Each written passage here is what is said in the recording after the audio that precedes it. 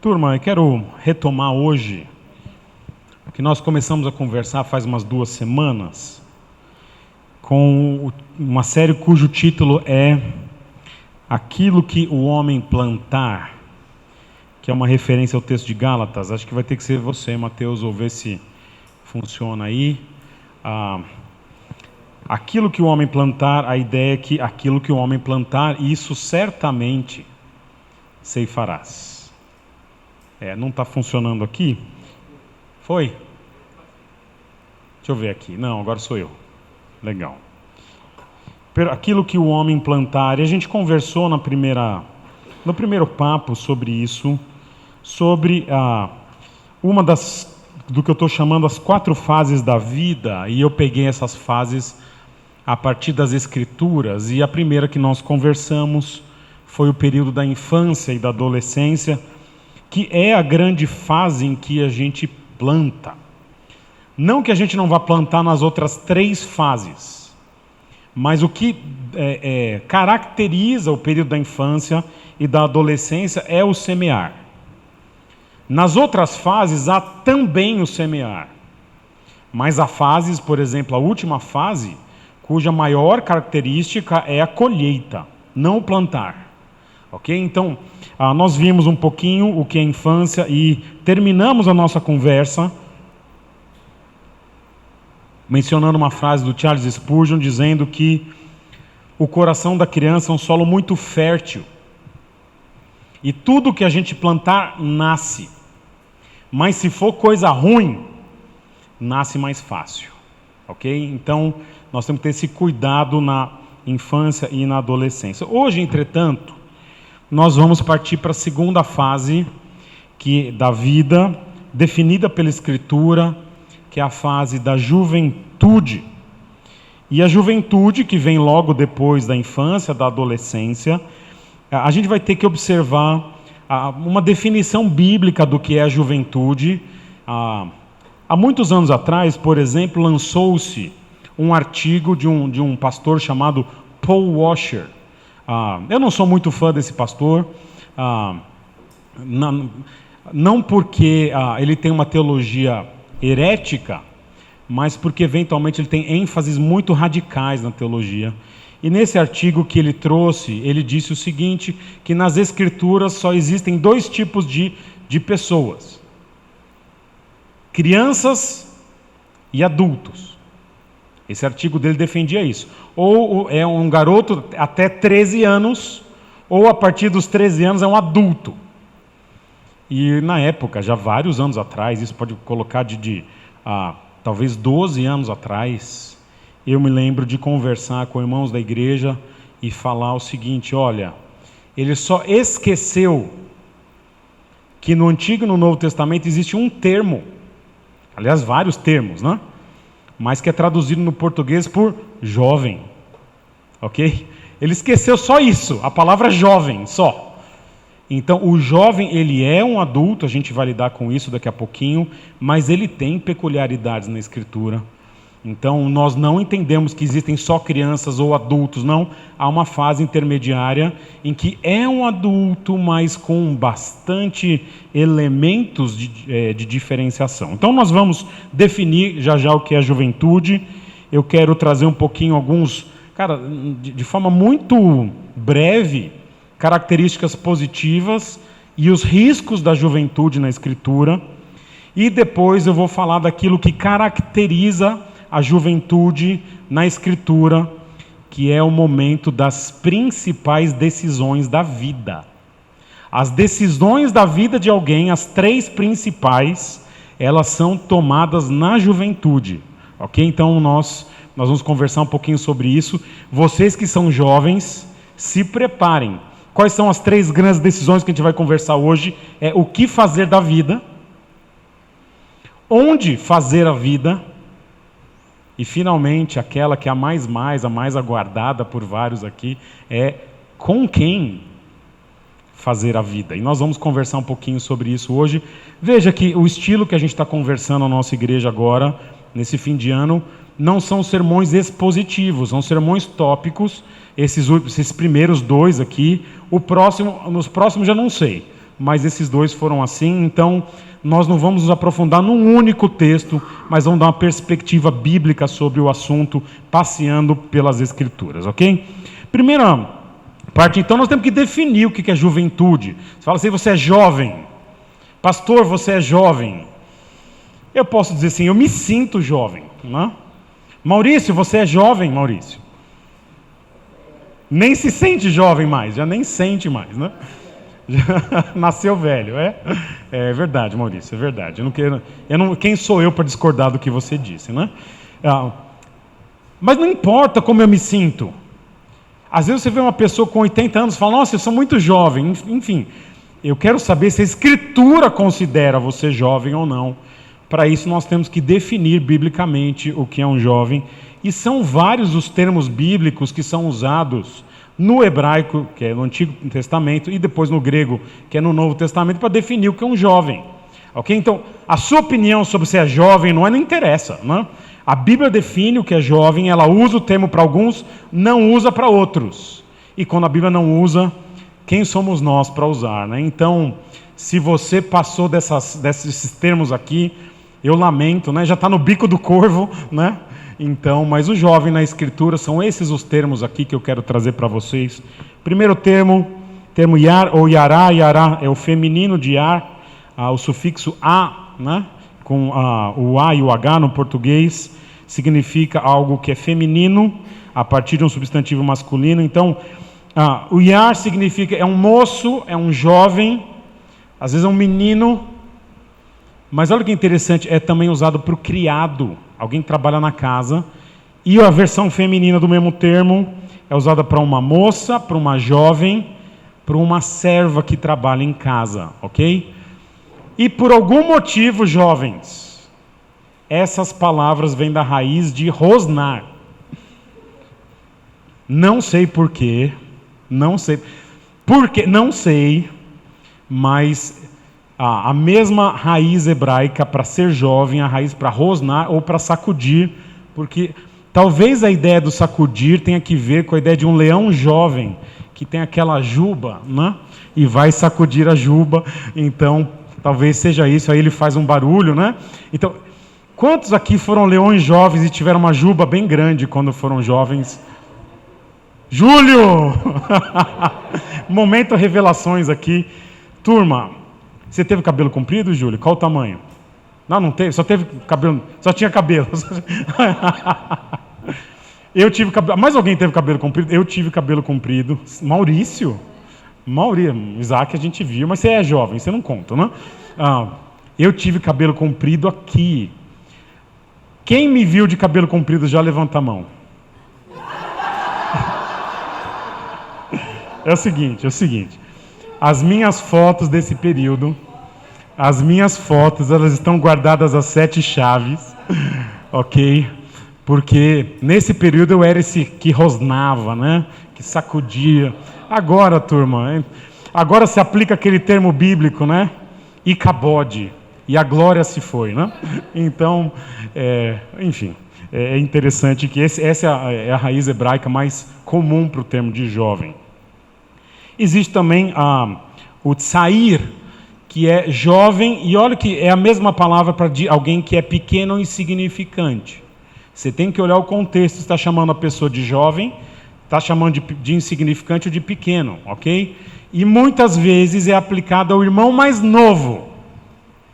Então você pode chegar para o seu irmão mais novo e chamar, e aí, tsair, seu pequeno insignificante, né?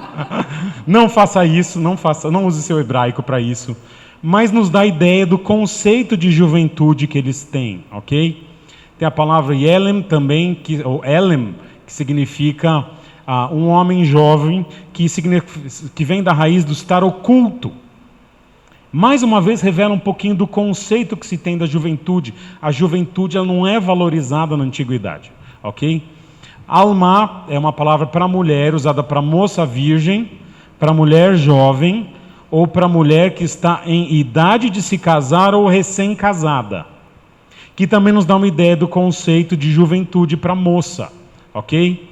Depois vem a palavra bahur, que significa só o homem jovem, e a palavra Betulá, que significa ou moça ou virgem. Ok? Isso é no hebraico Antigo Testamento. Existem outras palavras, ok? O hebraico é muito rico em descrever a juventude. Eu peguei algumas aqui que eu achei no texto bíblico. No Novo, está escrito adolescência ou infância, ali está errado, tá? Seria juventude, eu usei o mesmo slide. Mas no grego agora, a palavra coração, né? Parece um espanhol, né? Mi coração, né? Não, coração significa menina, adolescente ou donzela na língua grega, ok? E aí vem a próxima palavra, que a gente na minha turma do seminário, não sei se a Adriana estava naquele momento, né, era aula de grego, não sei se a Dani fez grego 1 ou 2, enfim, você fez grego 1, fez grego algum Adriano? Mas nós tínhamos o Jucimar da nossa turma, ele um dia foi ler essa palavra, escrito ali, Neanias, mas em português parece um V, não parece? Olha lá. E ele leu Veavias. E na nossa turma, sempre que a gente fala, é um moço jovem, é um Veavias.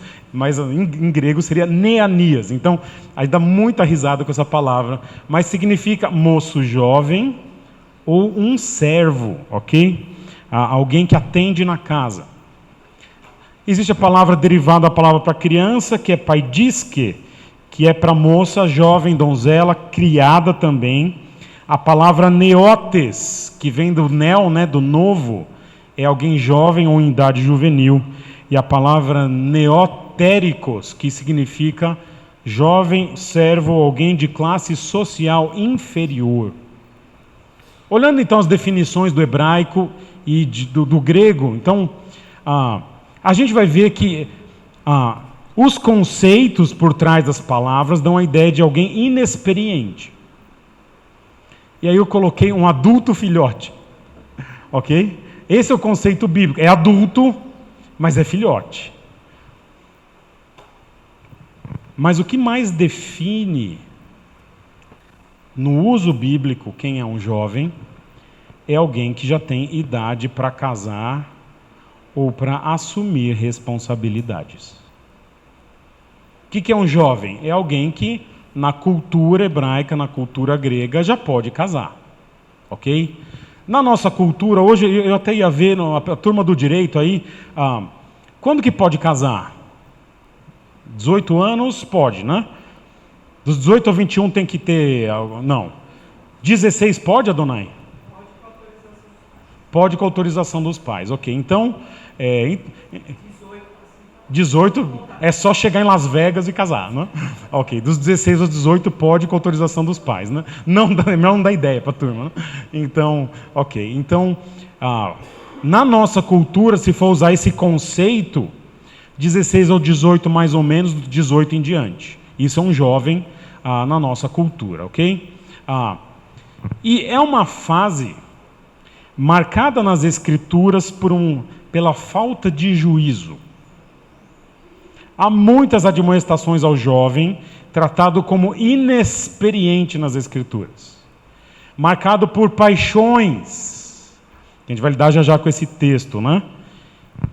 Mas se você olhar, eu enfatizei para vocês que muitas das palavras no hebraico e no grego tinham o conceito de servo, de criado, de inexperiente, de principiante.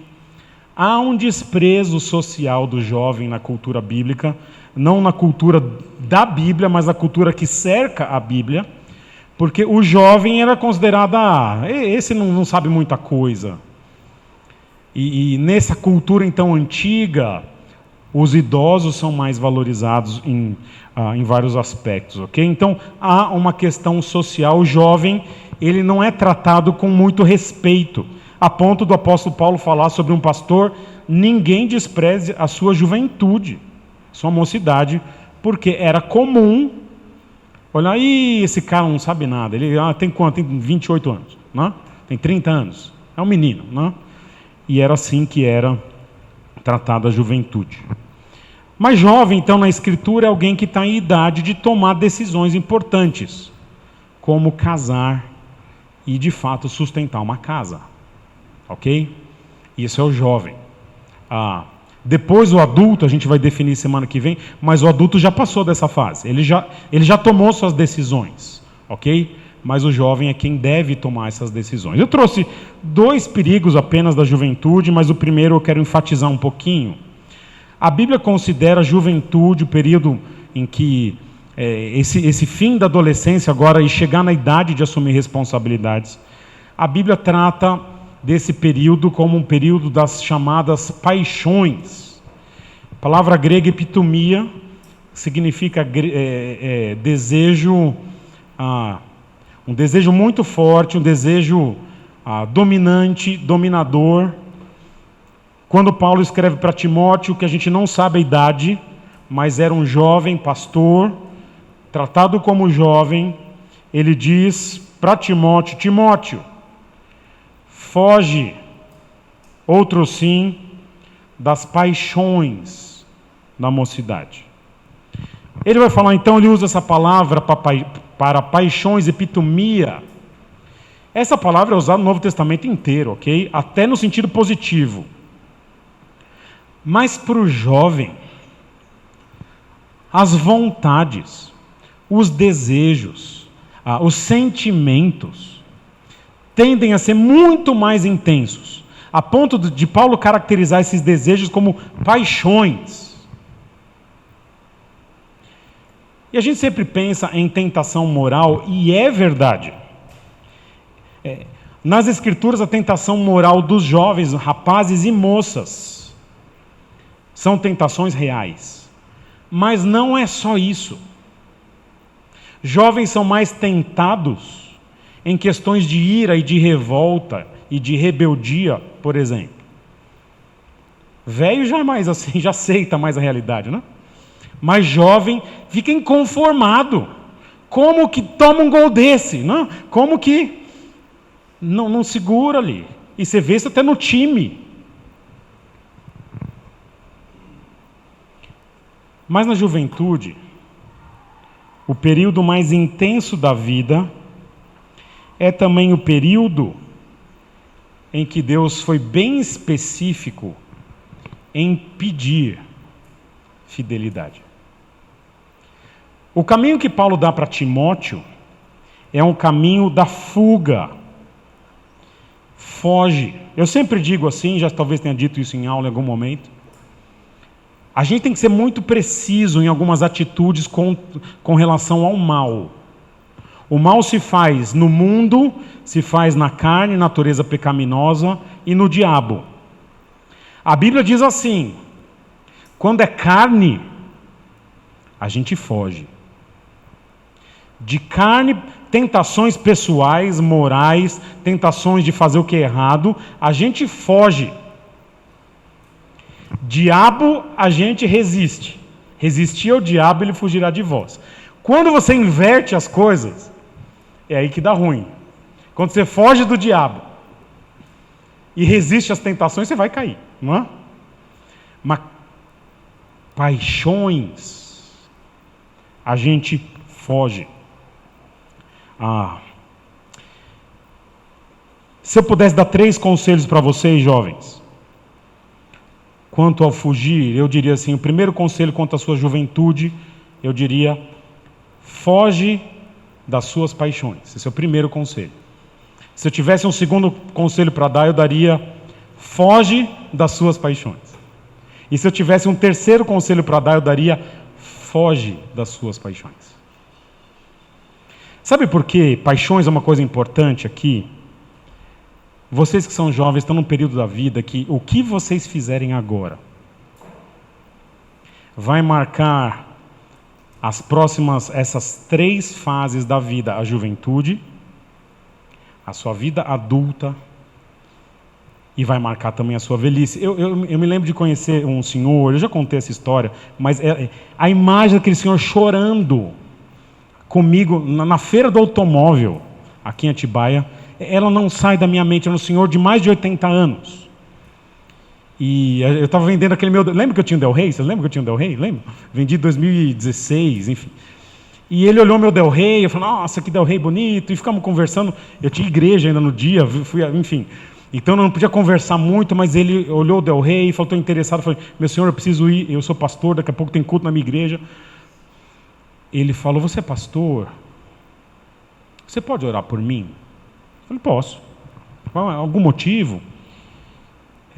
Pastor, tinha mais de 80 anos. Na minha juventude, eu fui um homem imoral. Hoje, com mais de 80 anos, não tem um dia que eu não me arrependa de tudo que eu fiz. O que a gente faz nesse período de paixões intensas vai nos marcar para sempre. Deus perdoa para os crentes. Esse homem não era crente. Mas as cicatrizes ficam. Por isso que Paulo fala, Timóteo, foge agora. Pais, se você tem filhos jovens, faça o máximo para perceber as paixões dos seus filhos. E naquilo que a gente pode fazer, dar o conselho bíblico, e naquilo que a gente pode fazer, colocar os limites bíblicos, para que as marcas não fiquem para sempre na vida deles. Eu sempre me lembro da história de um menino de uma igreja de São Paulo, muito boa a igreja, muito boa, uma igreja que é referência. E eu estava lendo no jornal, olha, o menino tocava no louvor da igreja. E ele estava na faculdade, numa festa da faculdade. E ele decidiu curtir a festa com os amigos. E ele bebeu, mas bebeu. Então ele saiu da festa, 5 da manhã, saiu caminhando da festa. E a festa ficava perto de uma rodovia. E ele foi caminhando em direção à rodovia. Às 6 da manhã ele foi atropelado. E aquela igreja foi lá fazer o enterro desse jovem. Jovem da igreja. Enquanto que Paulo está dizendo, foge, porque esse é o perigo da juventude, ser dominado pelos desejos da juventude. Não que outras faixas etárias aqui, outras fases, não tenham, mas se nós sobrevivemos à juventude, normalmente a gente tem percepções de que tem caminho que não vale a pena. Se fizer é pior, ok? Mas o jovem às vezes não tem a dimensão do que ele está fazendo. Segundo perigo da juventude, é o último perigo, eu não quero me estender nessa parte, porque o final tem muita coisa para conversar aqui, é uma certa soberba ou arrogância, turma. O apóstolo Pedro, no capítulo 5, capítulo 5 da primeira carta de Pedro, é um capítulo lindo, lindo. Ele roga aos anciãos. Só você viu, né, Cris? Nem o Sérgio viu. Ele roga aos anciãos, aos presbíteros. Ali talvez seja uma ideia mais do que só um ancião, um pastor. E ao rogar aos presbíteros que pastoreiam o rebanho de Deus, ele lembra daquele que faz o contraponto aos anciãos, que são os jovens. E olha o que ele diz aqui: rogo igualmente aos jovens. Sede submissos aos que são mais velhos, outros sim, no trato de uns com os outros, cingi-vos, amarrai-vos, de toda ou de humildade, porque Deus resiste aos soberbos, contudo, aos humildes concede a sua graça. Jovens, sabe aquela perspectiva de que, e esses velhos não sabem nada, né? Só porque a gente não sabe mais baixar aplicativo no celular, ou configurar, né? Ou, enfim, sabe, mexer na televisão, Smart TV, a gente não é smart, né? Essa geração não é, enfim. Mas cuidado. Os mais velhos passaram por fases. É claro que a arrogância não é um problema exclusivo da juventude. Tem um monte de velho arrogante, né? Mas há uma tendência dos mais jovens, Pedro percebe isso, de olharem com desprezo o conselho dos mais velhos. E Deus não aprova a arrogância juvenil. Jovem bom, na Escritura, é jovem humilde. Tendo falado então das características difíceis, ou os riscos da juventude, quero mencionar 2 positivas que nós temos aqui. A primeira é uma característica que eu acho muito interessante na Escritura, que é o vigor. a força. Jovens, eu vos escrevi porque sois fortes, e a palavra de Deus permanece em vocês. E, sendo assim, tendes vencido o maligno. Olha que interessante. Ele exalta que há algo na juventude que nós não temos. Que há uma grande capacidade, uma energia de fazer acontecer algumas coisas, inclusive na vida espiritual da igreja. Eu costumo dizer o seguinte: quando uma igreja tem um grupo de jovens que é forte, a igreja funciona. O pastor pode estar doente, a igreja funciona. Mas às vezes, se for depender digamos, da velha guarda, né? Pastor está doente, puxa, você prepara um sermão para amanhã, vou perder a novela, né? Mas o jovem fala, claro pastor, eu viro à noite, pode deixar. É interessante como isso, pastor, a gente cuida de tudo. As igrejas que eu testemunhei em que o jovem, ele de fato fazia uso desse seu vigor, foram igrejas muito fortes. Além disso, olha lá, ele diz, a palavra de Deus permanece. Turma, eu vou contar um negócio para você. A gente não tem memória, mas velho, impressionante. Eu tinha uma memória que até eu tinha inveja, né? Lembrava de nome, lembrava de tudo. Agora, realmente é impressionante. Mas vocês, quando aprendem a palavra de Deus, para valer, aprendem. Existe um tipo de bambu chinês que ele cresce vários centímetros ao dia. Já ouviram falar disso? É quase você olha assim e vê ele crescer, sabe? Jovem, quando estuda a palavra de Deus, é assim. Você vê num domingo ele falar, ele vai passar a semana estudando, você vê no outro domingo e fala, quem que é esse garoto? Cresce, amadurece, floresce.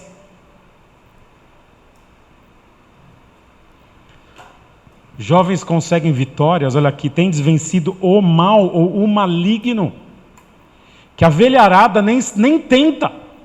Se eu chegar a falar o seguinte, quem vai 3 da manhã evangelizar lá na praça da cidade, né?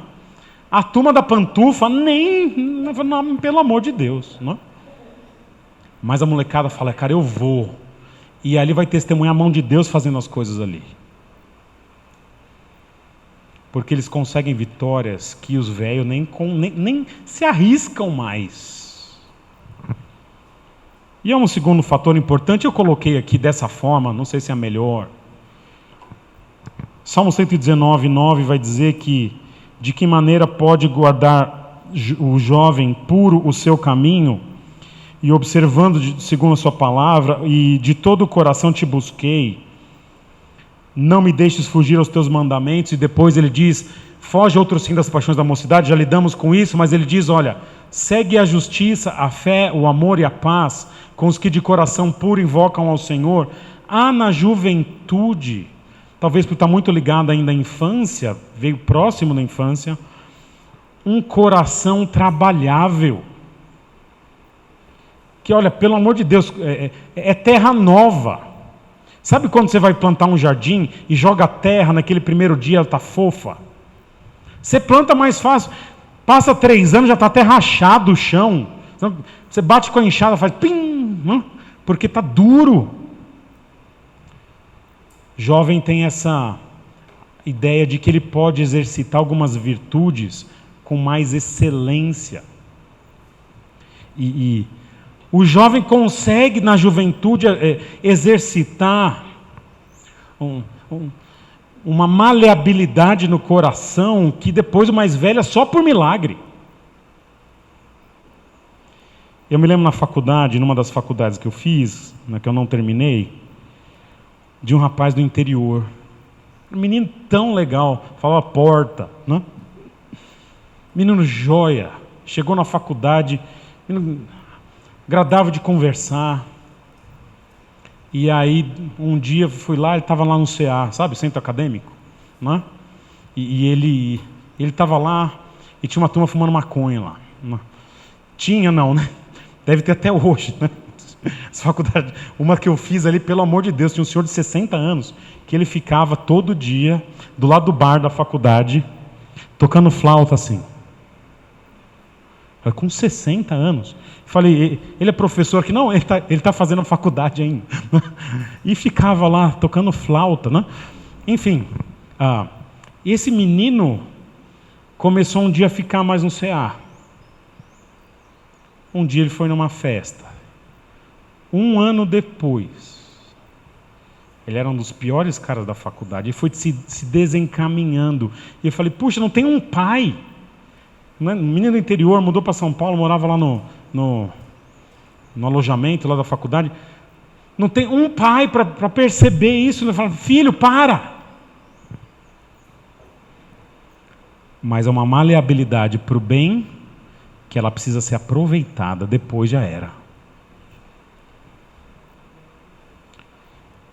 E essas características difíceis e boas, elas estão no momento em que o jovem vai tomar suas grandes decisões. E eu quero gastar tempo falando de cada uma dessas grandes decisões a partir de um versículo na Escritura. E as decisões são o que vai fazer da vida, é agora. Então a gente espera que vocês que são jovens tomem pelo menos uma decisão que pode até mudar no futuro, mas o que você vai fazer da sua vida? A decisão de onde você vai levar a sua vida e depois com quem vai levar a sua vida. E eu quero começar falando do texto principal que vai me nortear aqui nessa conversa com vocês que são jovens. O texto eu peguei porque o objetivo deste texto é ensinar o jovem a fazer boas escolhas, que é o texto de Eclesiastes capítulo 12, versículo 1, que diz assim: lembre-se do seu Criador nos dias da sua juventude, ou na NVI diz assim, enquanto você ainda é jovem. Não quer dizer que você não pode lembrar depois, mas esse é o momento, agora. Antes que venham os dias difíceis, e antes que se aproximem os anos em que você dirá, não tenho satisfação neles. E depois ele começa a descrever nesse capítulo o que é a velhice. Ele vai descrever quando quebram os dentes na velhice, vai descrever a falta de vigor da velhice. Então ele fala, e o livro de Eclesiastes tem essa ideia, porque o livro é um jovem rei que fez de tudo na vida e tomou decisões muito ruins. E quando isso passa, no capítulo 12 ele fala, nossa, o que eu fiz? O que eu fiz na minha vida? Aí ele fala, a minha não dá para voltar atrás, mas a sua que está lendo, que é jovem, dá para você mudar. E ele diz, então lembra você do Criador nos dias da sua juventude. E olha as palavras que ele usa, lembra. A juventude é o momento em que a gente esquece do que é importante. Outras coisas ocupam os nossos olhares. No dia que a gente subiu a Pedra Grande, estava bonito o dia, turma? Tava bonito? Tava legal, não tava? Mas vocês viram esses dias aí que choveu bastante? Nós passamos lá e tinha um monte de nuvem na Pedra Grande, não dava para ver. Vocês viram? Vamos subir a Pedra Grande um dia de nuvem? Vamos? Vamos? Júlio não vai nem no sol, né? Vamos, Maurício, vamos? Vamos, Maurício, vamos um dia de nuvem? Cara, eu morro de curiosidade do que é que você chegar em algum lugar daquela nossa trilhinha conhecida lá, Sérgio, e você, entra na nuvem, né? Porque o que acontece? A nuvem baixa. Você imaginou isso, Cassiano? Você entrar na nuvem? Oi? Você falou isso? Você sabia que eu ia falar isso aqui, não? Olha que interessante. A gente estava lá em cima e o que dava ânimo para a gente chegou e via a cidade, né? Nossa, que vista bonita, olha lá Monte Verde. Onde? Olha lá o hotel. Que hotel? Mas a gente mostra, olha que bonito, e vê aquele ar, respira. E você fala, puxa, que gostoso. Só que no dia de nuvem, eu imagino que estando lá em cima, a nossa preocupação seja aquilo que a gente consegue enxergar, aqueles 2 metros que você consegue pisar sem cair no abismo, sabe? Não deve ser assim? É assim, nossa. Você já subiu com nuvem lá? É assim, Júlio? Você vê 2 passos menos. O que Salomão está dizendo aqui para a gente é o seguinte: na juventude, muitas vezes a gente se encanta só com aquilo que está ao nosso redor, que é imediato, que é perto. E a gente esquece que por trás das nuvens é onde Deus está.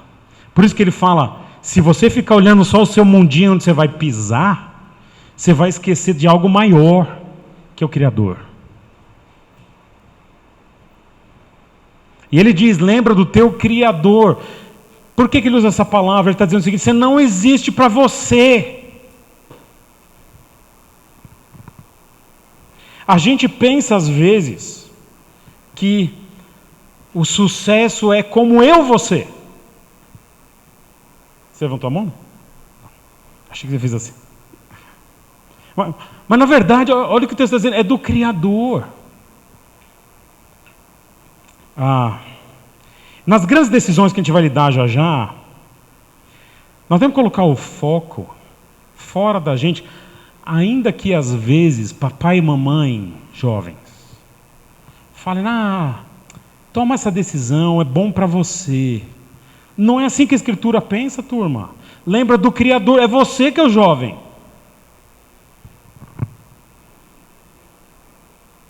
Nos dias da juventude, aprendam o seguinte: agora é a hora. Conversando ontem com o Júnior e a Yuka na saída do casamento do Felipe, o Júnior disse algo, pastor, como passou rápido. O Felipe nasceu acho que em 99, 98. Era um bebezinho, eu fiquei pensando, conversamos um pouquinho. Quando eu casei, esses caras eram bebê, estavam de fralda. E foi ontem que a gente casou. Agora casou. Passa assim, ó. Jovens, você não vai esperar ser adulto para lembrar do Criador. Não é isso que a Bíblia diz, é agora.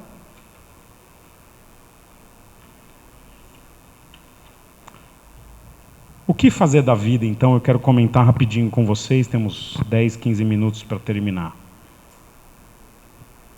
Lembra do teu Criador neste momento que você está decidindo o que vai fazer da sua vida.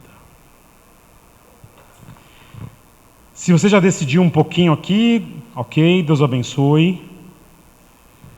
Mas quando de fato for decidir o que você vai fazer da sua vida agora, que é um adulto filhote, profissão, carreira, a primeira coisa que você deve lembrar é que você não vive para si mesmo. Você tem um Criador. Pais, a gente enfatiza muitas vezes o sucesso aqui. Filho, eu quero que você seja bem-sucedido. Quando chega esse papinho de que, escolhe o que você quiser, que também é ministério. Você pode ter ministério onde você... Então, está colocando o seguinte, escolhe o que você quer para ser feliz. Você é o centro. E aí, se der tempo, você faz o ministério.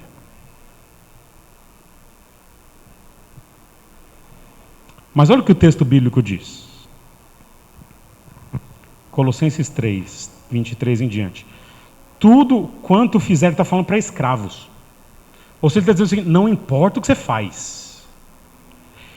Tudo quanto fizerem, façam de todo o coração, como para o Senhor e não para homens, sabendo que receberão do Senhor a recompensa da herança. É a Cristo o Senhor que vocês estão servindo. Quem cometer injustiça receberá de volta injustiça, e não haverá exceção para ninguém. O ponto é escolher uma carreira pensando no Criador. Mas a carreira que for, o ponto principal é servir a Deus. Não é dinheiro. Aliás, sabe o que a Bíblia diz contra dinheiro? Em Mateus 6,24, ninguém, ela usa a palavra ninguém, pode servir a dois senhores, pois odiará a um e amará o outro, ou se dedicará a um e desprezará o outro. E aí ele termina dizendo, Jesus diz assim especificamente, vocês não podem servir a Deus e ao dinheiro, é ou um ou o outro. Se escolher carreira pensando em dinheiro, já escolheu o seu senhor.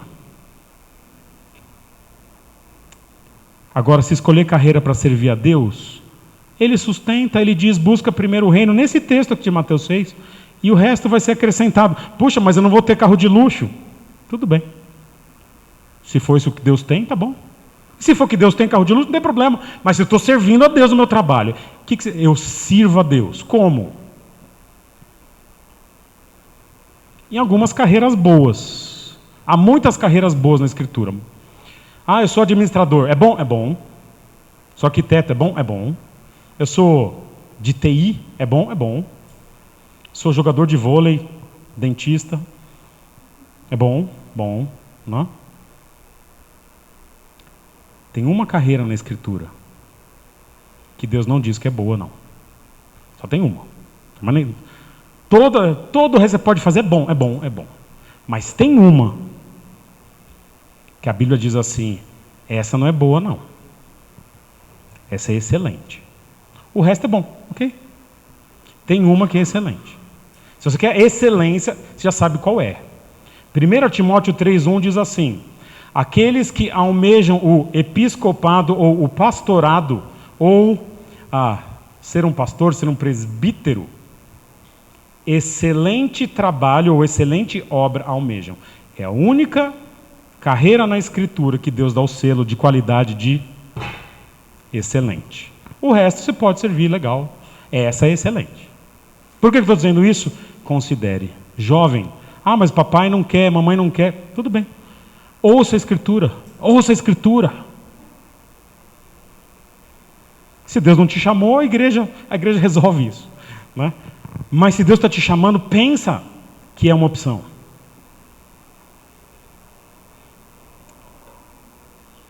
Leve em consideração o Criador, não o dinheiro, na escolha da sua profissão ou carreira. Agora, onde que eu vou viver a vida? Lembra do teu Criador na escolha de onde você vai viver a vida. Solteiros podem viver a vida com os pais ou longe deles. Ok? Casados têm que viver longe dos pais. O suficiente para você não ter que acordar e dizer bom dia. Não é? Ok? Pensa no seguinte, se você vai lembrar do teu Criador,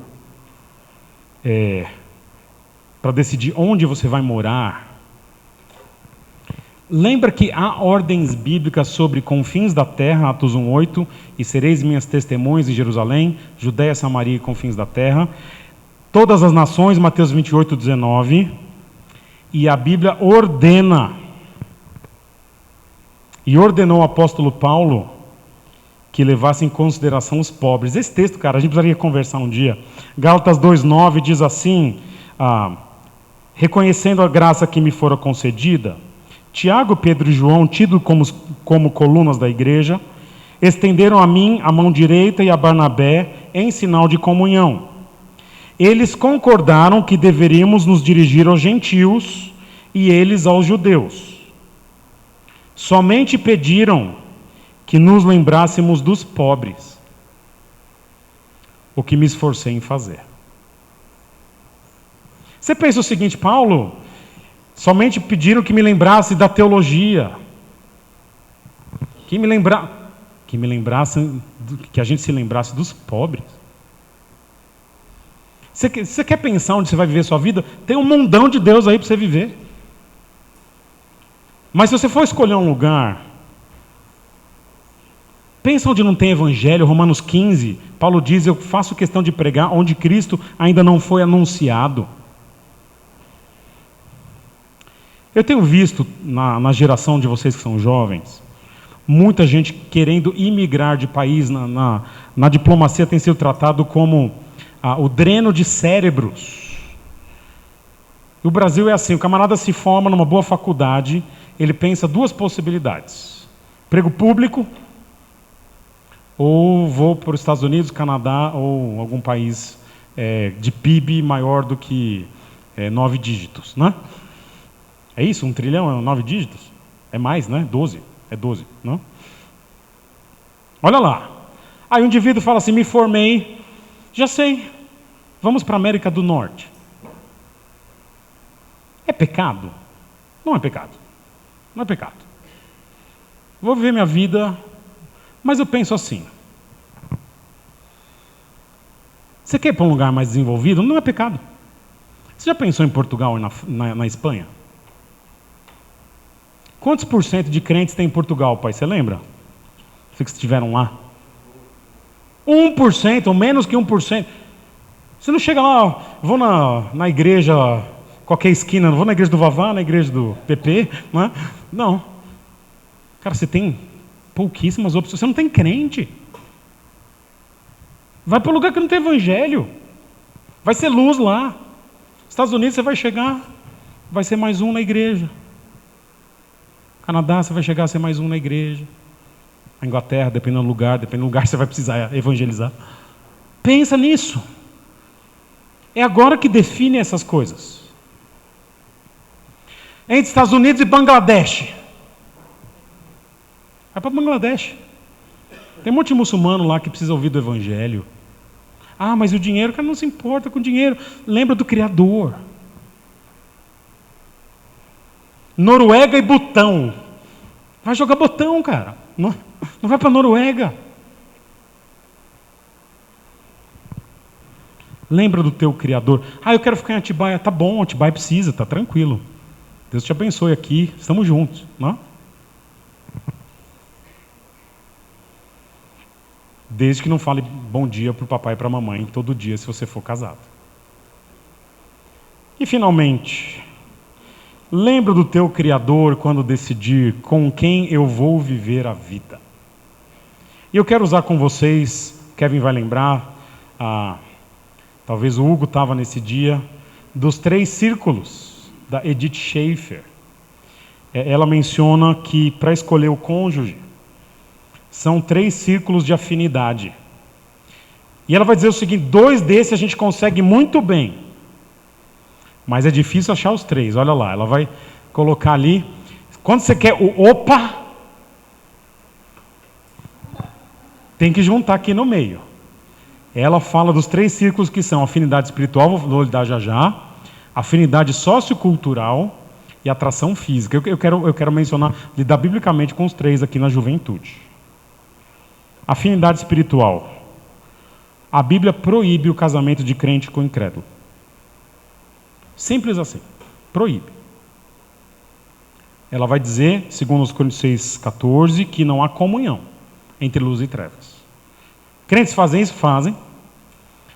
Presidentes fazem isso? Fazem. Que a Bíblia proíbe. Proíbe. Errado. A grande escolha da juventude é com quem vai casar. Decide casar com alguém que não professa a fé cristã. A Bíblia proíbe, mas quando casa, aí é casamento. Vai ficar até o dia que a morte o separar. Ou que o incrédulo quiser ir embora, que a Bíblia permite. E aí vai casar de novo? Não vai casar de novo. Duro. Escolhas ruins, pecaminosas. Então, afinidade espiritual, esse primeiro elemento aqui, ele é essencial. E eu quero mencionar outra coisa aqui sobre afinidade espiritual. Provérbios 19,14 diz assim: a casa e os bens vêm como herança dos pais. Não tem problema nenhum. Eu vejo muita gente que foi ajudada pelos pais. Olha que legal, não é? Mas do Senhor, a esposa prudente. Do Senhor vem a esposa. Sabe o que ele está dizendo? O seguinte aqui, uma implicação é: você quer casar? Não tem problema um dia você ter artrose, artrite, mas põe esse joelho no chão. Ora, ora, ora, ora, ora. Busca gente crente para conviver. Sabe, tem tanto lugar bom aqui. Gente crente que você está perto, mas ora, ora, porque é do Senhor que vem a esposa prudente. Ok? Se você está buscando o cônjuge na sessão de descarrego da Universal, é o tipo de gente que você vai encontrar. Não reclama depois. Mas esteja num contexto cristão em que são bons crentes. Ora, ora, ora. Busca conhecer essa afinidade espiritual. É no nosso meio de igrejas saudáveis que é mais fácil, não é o único, mas é mais fácil encontrar um crente saudável.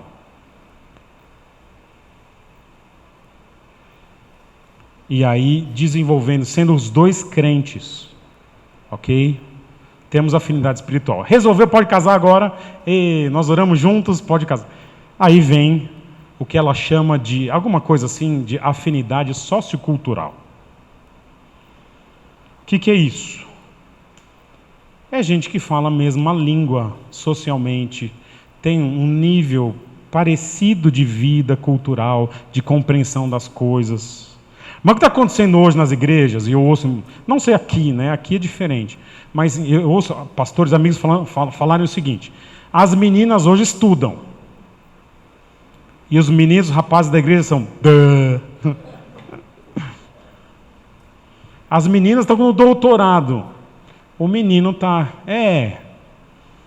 Vamos jogar botão? Não? Gente... A Bíblia diz, não se amoldem ao padrão deste mundo, mas transformem-se pela renovação da mente. Está falando de uma mudança interior, para que sejam capazes de experimentar a boa, perfeita e agradável vontade de Deus. Mas ele está dizendo o seguinte: renovar a mente talvez seja um pouco mais amplo do que só o espiritual. Quer casar com alguém interessante, de boa conversa? Seja essa pessoa que se renova.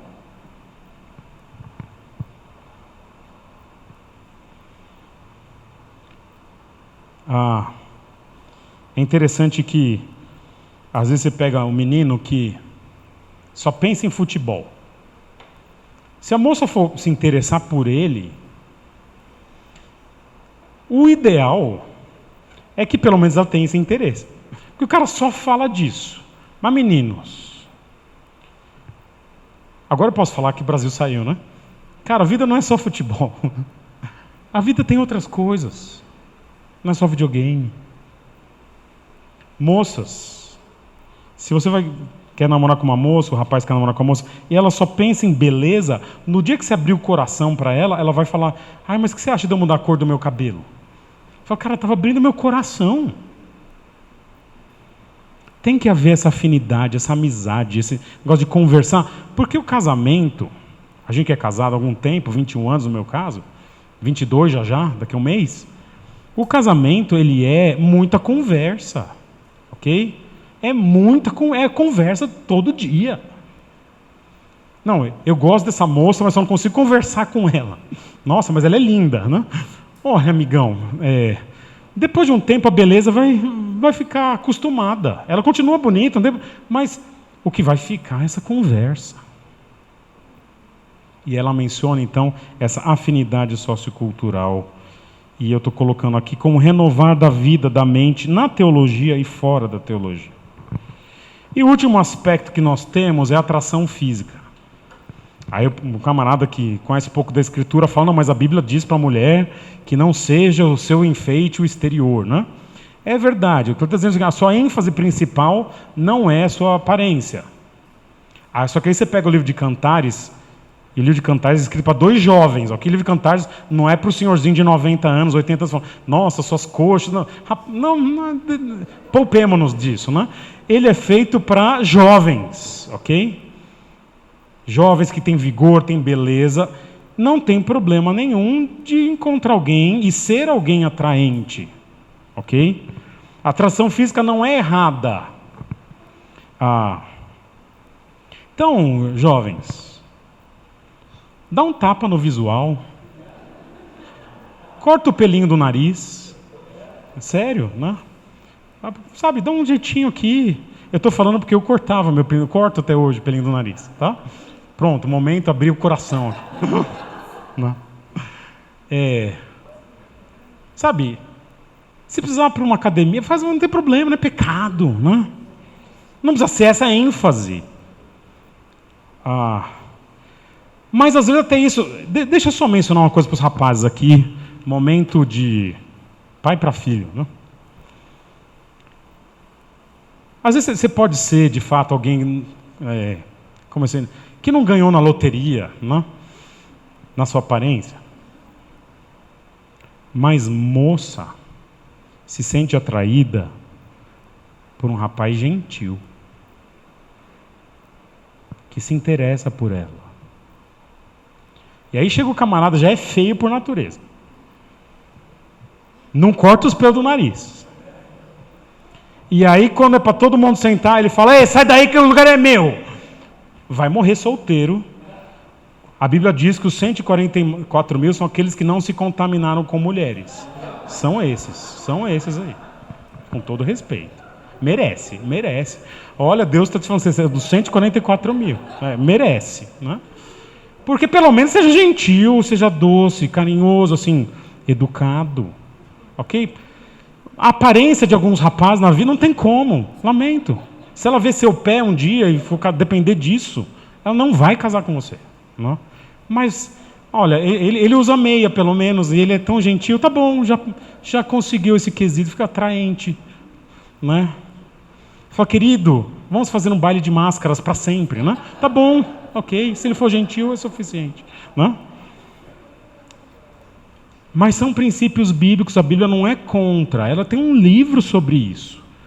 A Sulamita se sente atraída pelo marido, ele por ela. Isso não perdura sempre, há uma grande diminuição isso ao longo da vida, a gente envelhece. Isso pode ser mantido, eu não sou contra isso. Mas é só quando a gente tem esses três, e são poucas as pessoas na vida, turma, jovens, que você vai conseguir os três. Normalmente consegue 2. Com essa eu tenho afinidade sociocultural e espiritual, mas não tem química. Nossa, com esse rapaz tem uma química, mas não é crente. Já era. Mas quando junta os 3 para os 2, então, olha, é mão de Deus, é ganhar na loteria. E nós que somos casados ganhamos. E é aqui que Deus trabalha. Agora, nessa escolha, eu deixei por último, porque eu vou falar algo para vocês aqui, os que são casados aqui sabem, os que eu acompanhei. Essa é a sua segunda decisão mais importante na vida. A primeira é a conversão. Eu estou pressupondo que todo mundo aqui é crente. A próxima é com quem você vai casar. Então, e você vai tomar essa decisão provavelmente na sua juventude. E é uma decisão que vai impactar a sua vida inteira. Então toma, muito consciente. Agora, uma vez tomada a decisão, é para sempre. Até que a morte o separe. Até que a morte o separe. Ponto. Mas ao tomar essa decisão, lembra do Criador. O foco é Ele, o foco do casamento é Ele. Revela aspectos da natureza dEle, do amor dEle. Por isso, jovens, vocês estão na fase das grandes decisões. E o que eu posso apelar para vocês é: lembra do teu Criador em todas as suas decisões. Se papai e mamãe falarem algo que não é bíblico, perdoem papais e mamães aqui. Lembra do teu Criador. Escritura está acima do papai e da mamãe. E as decisões que vocês jovens tomarem agora, seja com quem vocês vão viver, onde vocês vão viver e o que vocês vão fazer, embora possam ser mudadas, algumas, não todas, são decisões extremamente importantes. Por isso, lembre do Criador. Vamos orar. Senhor, nós temos aqui jovens e adolescentes, irmãos que vão tomar suas decisões nos próximos anos. considerados jovens quando já têm idade para assumir responsabilidade e para casar. E o que eu te peço, Senhor, é que o Senhor coloque nesses jovens da igreja a perspectiva correta, que o mais importante não é a realização pessoal, o sucesso, nem a felicidade. O mais importante é a fidelidade a Deus, seja na profissão, no ministério, seja em onde nós vamos exercer a nossa vida e viver, e seja com quem nós vamos casar. Dirige os passos de cada um, que cada jovem, rapaz ou moça, sejam pessoas de oração, coloquem o nosso Deus acima dos seus próprios desejos e das suas próprias necessidades. Como pastor, me orienta a cuidar dessas ovelhas em período tão precioso e que eles vivam uma vida de serviço a Deus de muitos e muitos e muitos anos. Esse é o meu pedido, Senhor, e gratidão em Teu nome. Amém.